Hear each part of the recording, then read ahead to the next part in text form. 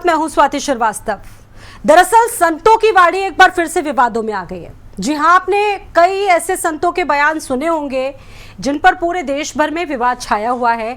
आज एक बार फिर एक ऐसा ही बयान सामने आया है सोशल मीडिया के थ्रू। ये वीडियो बहुत वायरल है। बता दें कि ये बयान बहुत चर्चित संत प्रेमानंद महाराज का है, जो बहुत ज्यादा सुने जाते हैं, जिनके वीडियोस बहुत ज्यादा देखे जाते हैं, बहुत वायरल होते हैं और जो सीधे महिलाओं पर सवाल उठा रहे हैं। बता दें कि इससे पहले अनिरुद्धाचार्य का मामला ठंडाया भी नहीं था कि अब एक नया बखेड़ा सामने आ गया है।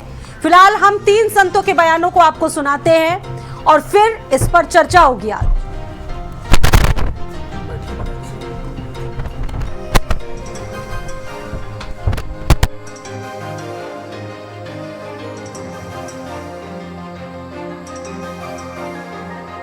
देश भर में इस तरह की जो टिप्पणियां हैं संतों के द्वारा, वो विवादों का विषय बना हुआ है। पहले अनिरुद्धाचार्य ने कुछ ऐसा महिलाओं के बारे में किया, उसके पहले कुछ और संतों ने किया और अब सबसे ज्यादा सुने जाने वाले प्रेमानंद महाराज की टिप्पणियां महिलाओं के लिए और साथ ही साथ लड़के लड़कियों के आचरण पर बहुत विवादास्पद हो चुकी है।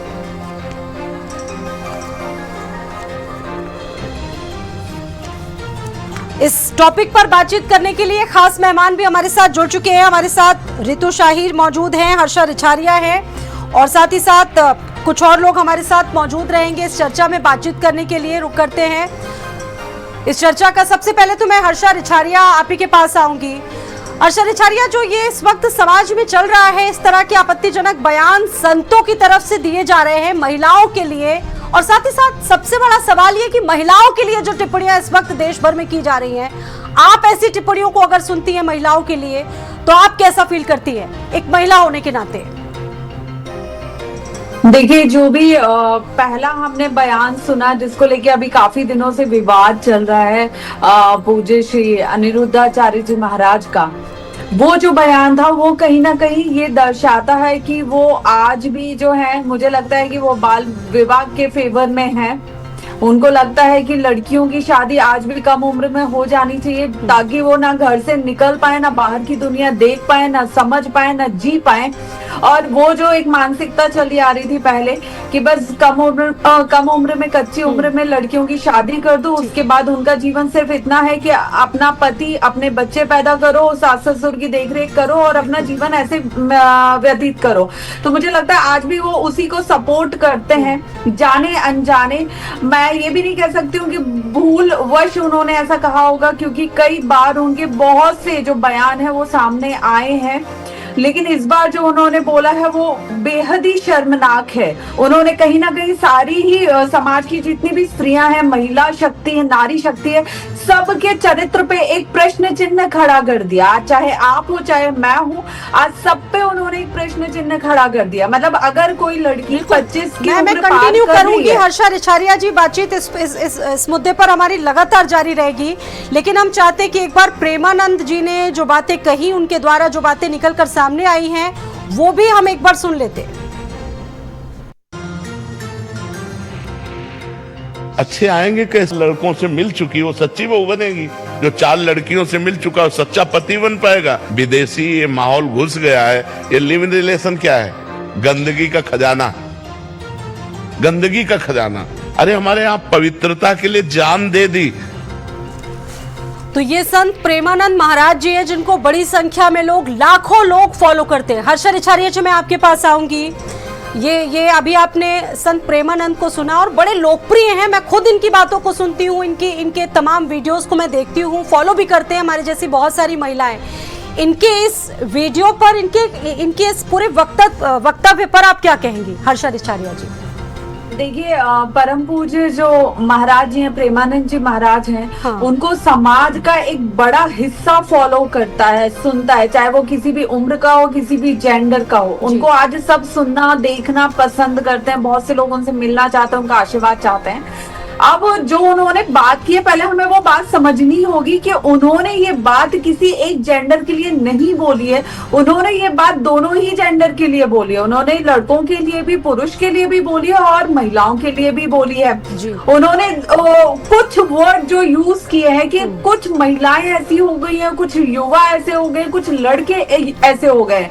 तो जहां वो दोनों की ही बात कर रहे हैं, वहां हमें उनसे बिल्कुल, दोनों जेंडर्स की बात कही गई है, मैं बिल्कुल मानती हूँ कि ठीक है, लड़कियों के साथ साथ लड़कों के आचरण पर भी उन्होंने सवाल उठाए। लेकिन कथावाचक आजकल मंच से आप सोचिए, हर्षा रिछारिया जी की सबसे सम्मानित व्यासपीठ से बैठकर लड़कियों के बारे में अगर कैरेक्टर सर्टिफिकेट देने लगेंगे तो क्या इससे देश चलेगा? क्या कथावाचकों से देश चलेगा या कानून से देश चलेगा? यहाँ एक पर्टिकुलर प्रेमानंद संत की बात हम नहीं कर रहे हैं। जी सॉरी, मैं आपकी बात बीच में काट रही हूँ, कोई बात नहीं। लेकिन जितने भी कथावाचक हैं आज समाज में, उनका काम है कथा करना, उनका काम है वेद शास्त्र पुराण में जो लिखित है वो समाज तक पहुंचाना, वो संदेश समाज तक पहुंचाना। वो एक मंच पे बैठ के, एक व्यासपीठ पे बैठ के किसी भी तरीके से किसी भी नारी को, किसी भी महिला के चरित्र का सर्टिफिकेट वो नहीं दे सकते। वो एक के बिना पे सबको जज नहीं कर सकते। आप खुद सोचिए कि अगर 500 में से हम 5 की ही बात करें कि 5 ऐसे धर्म गुरु भी रहे हैं जो आज जेल की सलाखों के पीछे हैं अपने कुकर्मों की वजह से, तो हम 5 के बिना पे 495 की मैंने हर्षा रिछारिया जी कि ये पीढ़ी भटक गई है, लेकिन सिर्फ 4% महिलाएं ही ठीक हैं। क्या आपको लगता है कि ठीक होगा ये कहना उस समाज में जहां पर महिलाएं एस्ट्रोनॉट बनकर आकाश में जा रही हैं, बड़ी बड़ी चीजें कर रही हैं, आप और हम जैसी महिलाएं समाज के लिए चीजों को कर रहे हैं? क्या ये इस तरह की टिप्पणियां समाज के लिए ठीक है? आपको नहीं लगता है कि महिलाओं के लिए अशोभनीय बातें हैं जिनको हम लोग फॉलो करते हैं? जी मैं वही बोल रही हूँ कि आज उंगली हम सब पे उठी है, आप पे भी उठी है, मुझ पे भी उठी है, और समाज पे उन सारी महिलाओं पे उंगली उठी है जो चाहे चांद तक जा रही हो, चाहे बैराग में हो, सब पे उंगलियां उठ रही हैं आज। आप देखिए, अनिरुद्धाचार्य जी पहले इतनी गंदी बात करते हैं, उसके बाद माफी मांग लेते हैं। माफी से क्या काफी काम चलेगा? आप सोचिए कि जस्टिफाई तो कर देते हैं, माफी मांग लेते हैं, क्या ये जस्टिफाई कर रहे हैं अपने आप को कहीं ना कहीं? और भी इस मसले पर हमारे साथ पैनल जुड़ा हुआ है। नहीं, देखिए, हर बार माफी मांगने से बात नहीं होती है। आप किसी को थप्पड़ मार दो, बार बार थप्पड़ मारो और उससे बोलो सॉरी, तो ये कितनी बार काम करेगा? आपका माफी मांगना कितनी बार काम करेगा? जब आप किसी के कैरेक्टर को क्लियर कर रहे हो, किसी के कैरेक्टर पे उंगली उठा रहे हो, तो वहां माफी नहीं काम आती है। वहां काम आता है आपका जो दिमागी संतुलन है उसको ठीक करने का।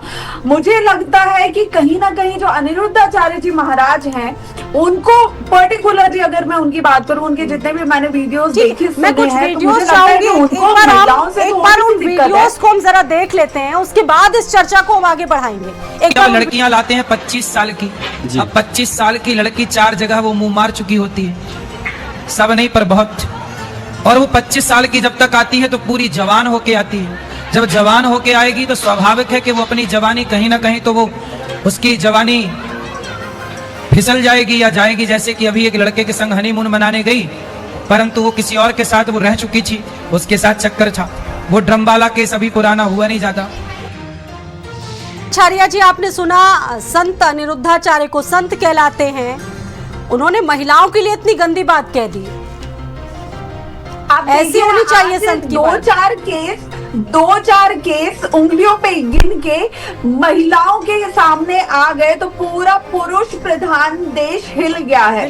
वो महिलाओं के कैरेक्टर को जज करने बैठ गया है, उन पे उंगली उठाने बैठ गया, चाहे वो कथावाचक हो चाहे कोई हो, सब हैरान रह गए। और इतने सालों से इसी देश में जब महिलाओं पे, नारियों पे अत्याचार हो रहे थे, उनके साथ दुर्व्यवहार हो रहा था, जब एक ही व्यक्ति शादीशुदा होने के बाद बाहर 4 अलग से रिश्ते रख रहा था, तब वहां पे कोई दुविधा नहीं थी, कोई दिक्कत नहीं थी, कुछ भी सवाल नहीं उठ रहे थे। और आज 2-4 उंगलियों पे गिन के केस आ गए महिलाओं के, तो सारी महिलाओं पे उंगलियां उठने लगी। आपको नहीं लगता हर्षा रिछारिया जी की पूरे के पूरे महिला समाज पर, उनकी अस्मिता पर एक बहुत करारा धक्का, एक बहुत करारा प्रहार है? क्योंकि कुछ महिलाएं हमें से ऐसी हैं जो देश के लिए बहुत कुछ कर रही हैं, अपने समाज के लिए कर रही हैं, और कहीं ना कहीं सारी महिलाएं, इसमें मैं भी हूं, आप भी हैं, और सारी महिलाएं, महिला समाज है जिनको बहुत ठेस पहुंची है। बिल्कुल ठीक है, और भी हमारे साथ मेहमान जुड़े हुए हैं इस चर्चा में। बिल्कुल, आप अपनी बात कंप्लीट कीजिए। कथावाचकों को मानती है, आज हमारे लिए वो बहुत बड़ा एक झटका है, बहुत बड़ा धक्का है कि हमारे जो कथावाचक हैं वो इस तरह से व्यासपीठ पे बैठ के, इस तरह से मंच पे बैठ के इस तरह की बात कर रहे हैं। और महिला समाज, जिस धर्म में महिला को पूजा जाता है वहां पे महिला को देवी माना जाता है, आज उसी व्यासपीठ पे बैठ के, मंच पे बैठ के आप देवियों का सम्मान कर रहे हो लेकिन महिला शक्ति का अपमान कर रहे हो, तो ये बहुत ही ज्यादा निंदनीय है। बिल्कुल, और गेस्ट पैनल इस वक्त आप हमारे साथ जुड़े रहेंगे, और भी लोग हमारे साथ इस चर्चा में जुड़े हुए हैं। प्रिंस लेनिन हमारे साथ मौजूद हैं, सौरभ गौड़ इस वक्त हमारे साथ इस चर्चा में मौजूद हैं, पक्षकार हैं प्रेमानंद महाराज की तरफ से। इसके अलावा कुछ और गेस्ट भी हैं, अभी मैं रुक करूंगी इस चर्चा में सौरभ गौड़ का। सौरभ गौड़ जी, आपने भी ये तमाम मुद्दे सुने होंगे, आपने अनिरुद्धाचार्य जी को सुना होगा, आज प्रेमानंद जी का एक वीडियो बहुत वायरल है, और बड़ी बात यह कि मिलियंस उनके फॉलोअर्स हैं, उनको लाखों लोग पसंद करते हैं, उनकी बातों को सुनते हैं। आपको लगता है कि ये बात जो कही गई है कुछ महिलाओं के लिए, वो बात ठीक है क्या? सोशल मीडिया पर जन आक्रोश फूट चुका है, पूरे देश में महिलाएं बहुत आहत हो रही हैं इन बयानों से, क्या मानना है आपका? देखिए, ऐसा है कि आधा अधूरा जो सच होता है ना, वो बड़ा खतरनाक होता है। आप इस बात को हमेशा ध्यान रखें कि वर्तमान समय में हमारे सनातन समाज को चोट पहुंचाने के लिए बहुत सारे ऐसी शक्तियां काम कर रही हैं जो किसी भी तरीके से हमारे सनातन समाज को आगे बढ़ते देखना नहीं चाहती। चाहे मामला अनिरुद्धाचार्य जी का हो, चाहे पूज्य प्रेमानंद जी महाराज का हो। अनिरुद्धाचार्य जी का जो क्लिप आपने सुनाया, मैंने केवल और केवल आपके चैनल पे वो पूरा क्लिप सुना है, बाकी के तो जितने भी लोगों ने उनका क्लिप सुनाया अनिरुद्धाचार्य जी का, उसमें काट छांट करके सुनाया था। और आप स्वयं देखिए, आप दोबारा सुन लीजिएगा। आपने शायद सुना हो, उन्होंने बाद में माफी भी मांग ली। नहीं, मैं माफी की बात बाद में बताऊंगा, क्यों मांगी ये भी मुझको पता है। हाँ। क्योंकि अनिरुद्धाचार्य मेरे छोटे भाई के तरीके से हैं, कोई अलग व्यक्ति नहीं है मेरा। सौरभ गौड़ जी, वो कहते हैं कि 25 बात... साल की जो महिलाएं हैं उनका चरित्र ठीक नहीं है। वो कौन होते हैं महिला का चरित्र सर्टिफिकेट बांटने वाले? नहीं, तो आप ये उस बात से सहमत है क्या?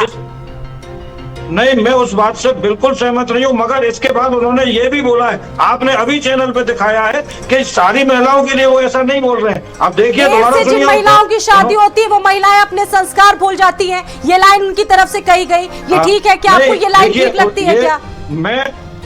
मैं उनकी तरफ से ये बात जो उनने जिस तरीके से कही, उनका भाव जो कहने का था वो कुछ अलग था, और जिस तरीके से उनकी प्रस्तुति थी वो ठीक नहीं थी, उसका तो मैं भी विरोध करता हूँ। उनकी प्रस्तुति हमारी, क्योंकि हमारे यहाँ नारी का कितना उनका तो ये भी कहना है कि 14 साल में लड़कियों की शादी करवा देनी चाहिए, ये बात आपको ठीक लगती? जबकि हमारे देश में कानून है 18 की महिलाओं की शादी हो सकती है। क्या आप लोग फिर से बाल विवाह करवाना चाहते हैं? उस युग में एक बार फिर से वापसी ले जाना चाहते हैं क्या? सौरभ, उन्होंने बोला, आप समर्थन करते हैं क्या इन बातों का? नहीं, 14 साल की शादी का मैं बिल्कुल समर्थन नहीं करता, ये गलत बात है। हमारे कानून में जो 18 साल की उम्र है उससे पहले कम से कम बाल विवाह कोई भी नहीं होना चाहिए। महिला आयोग की भी सदस्य हमारे साथ मौजूद है, ऋतु शाही जी, सदस्य महिला आयोग की। ऋतु शाही जी, आपने इन तमाम बयानों को सुना और सीधे सीधे महिला समाज की अस्मिता पर धक्का पहुंचाने की कोशिश की गई है। अब आप ये बताइए कि महिला समाज जो आयोग है वो इस पर कैसे काम कर रहा है, क्या हुआ अभी तक? क्योंकि लगातार पूरा देश आहत है इन टिप्पणियों से, और संत समाज की तरफ से अगर ये टिप्पणियां आ रही हैं तो क्या ये ठीक है?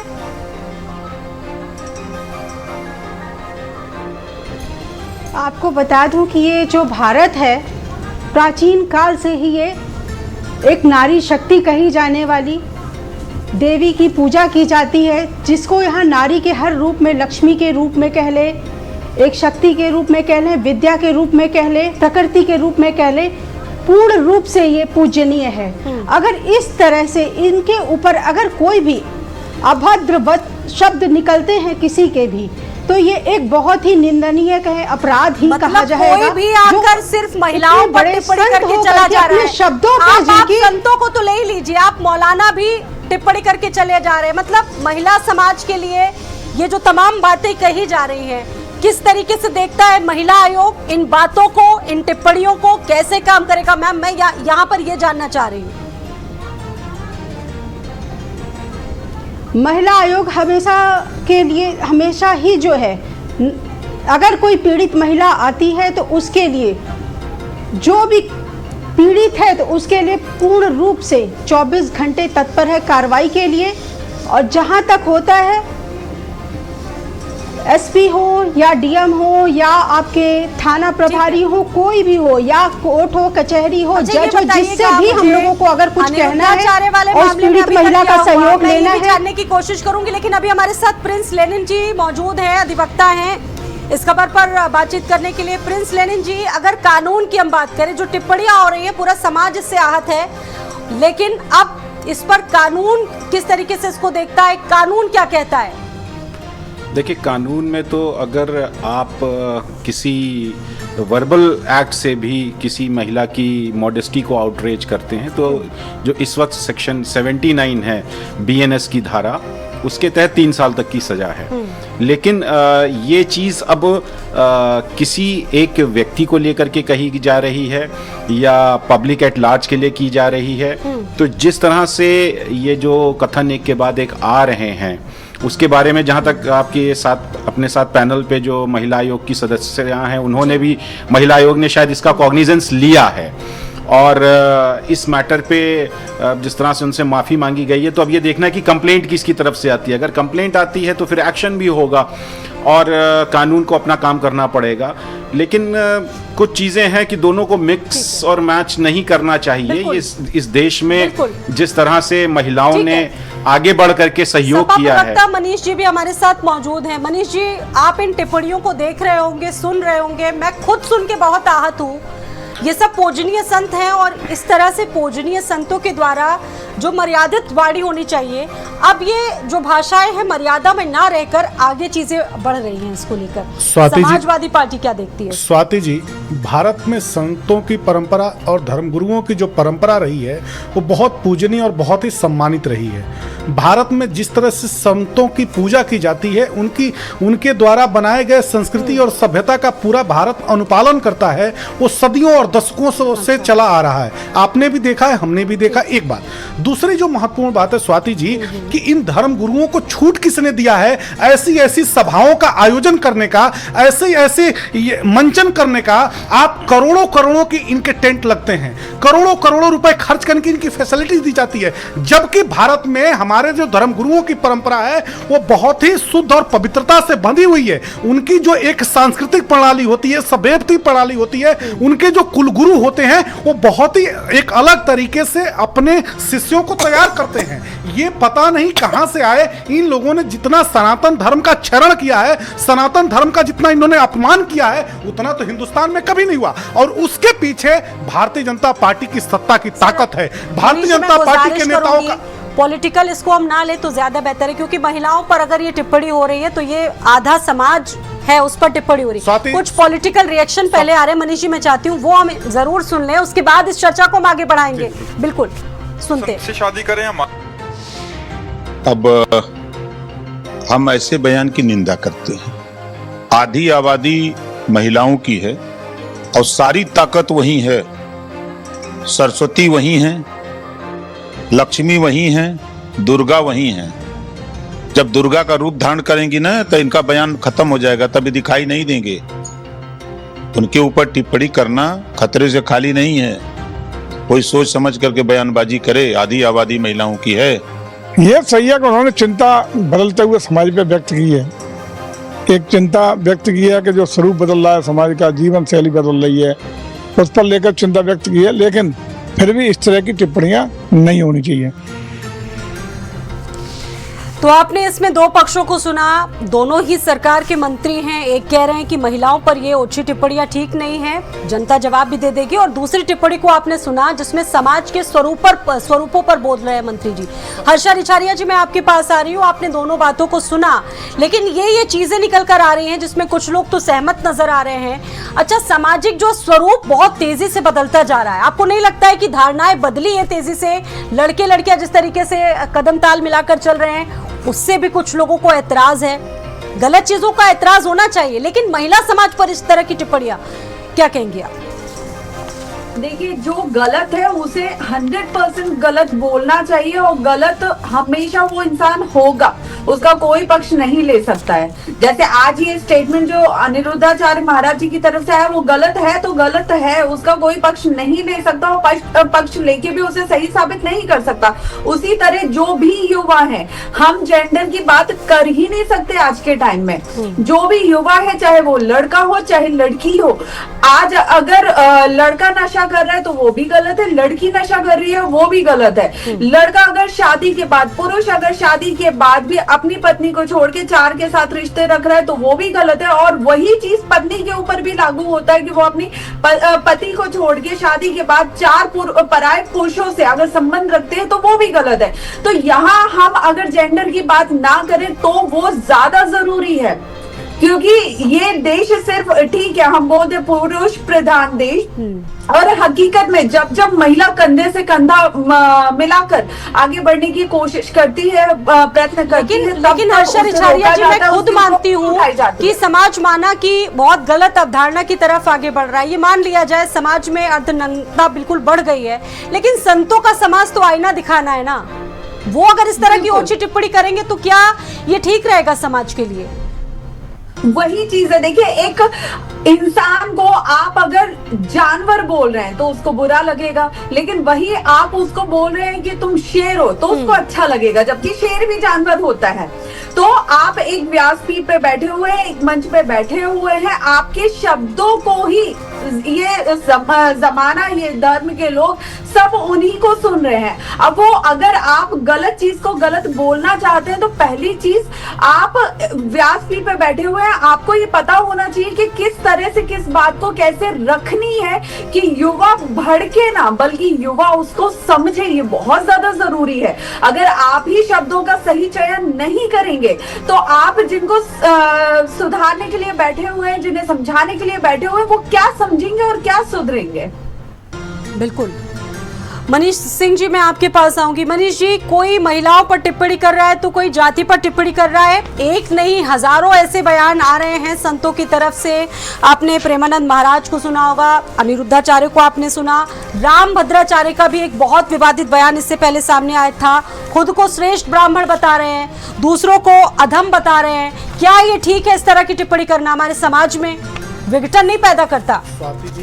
स्वाति जी, सबसे पहले तो मैं स्पष्ट कर देना चाहता हूं कि मैं कोई धार्मिक व्यक्ति नहीं हूं, मैं नास्तिक भी नहीं हूं, लेकिन मैं कोई धार्मिक व्यक्ति नहीं हूं। मैं एक राजनीतिक दल का राजनीतिक कार्यकर्ता हूं, और मेरा सिर्फ और सिर्फ हमारी पार्टी की जो आइडियोलॉजी है, हमारी पार्टी क्या सोचती है इन संतों के बारे में, उस पर मैं आपके सामने अपनी बात रखना चाहता हूं। सबसे महत्वपूर्ण बात है स्वाति जी कि संत आखिर में सत्ता के उपभोग का रास्ता क्यों बनता जा रहा है? संत समाज ने तो भारत में संस्कृतियों को बचाने का काम किया है। संत समाज ने तो नदियों के रास्ते, जंगलों के रास्ते भारत की सभ्यता और भारत की संस्कृति और परंपराओं को जीवंत बना के रखा है। आज दुनिया में भारत की संस्कृति और सभ्यता का डंका पीटा जाता है तो उसके पीछे सबसे बड़ा त्याग पूजनीय माताओं का है, पूजनीय बहनों का है और पूजनीय संतों का है। लेकिन भारत में जिस तरह से सत्ता पोषित ये नए संत जो पैदा हुए हैं, इन सत्तों पर टिप्पणी करना आज के समय में आवश्यक बन जाता है। कि 25 साल तक अगर शादी लड़की की नहीं हुई तो आप उन पर भरोसा नहीं कर सकते, मतलब